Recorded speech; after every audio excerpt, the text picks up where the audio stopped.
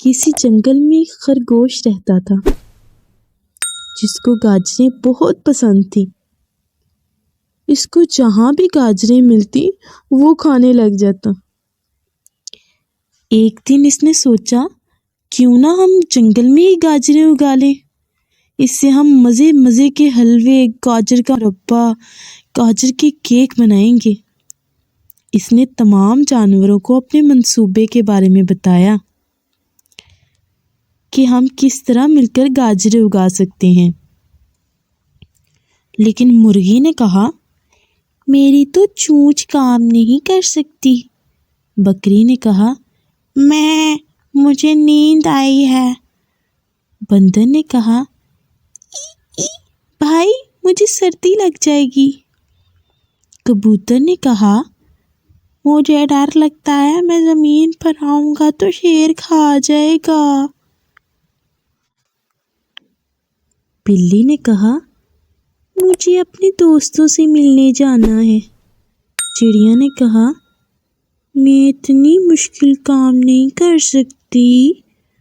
غرض کسی نے بھی اس کا ساتھ نہ دیا۔ خرگوش نے خود ہی زمین نرم کی، کیاریاں بنائی۔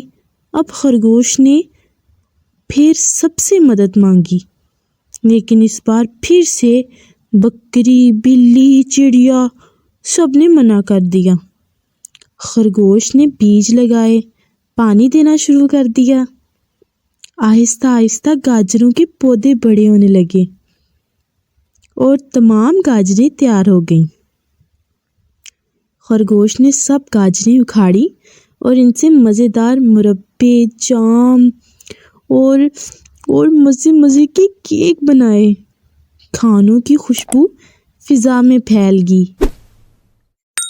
خوشبو کے پھیلتے ہی تمام جانور خرگوش کے پاس آئے۔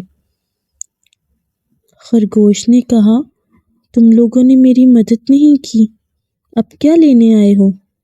تمام جانور شرمندہ ہوئے اور سب نے کہا ہمیں معاف کر دو خرگوش بھائی، ہمیں لگا کہ ہم یہ کام نہیں کر سکتے، اس لیے ہم نے بہانے بنائے کہ تم پاگل ہو شاید۔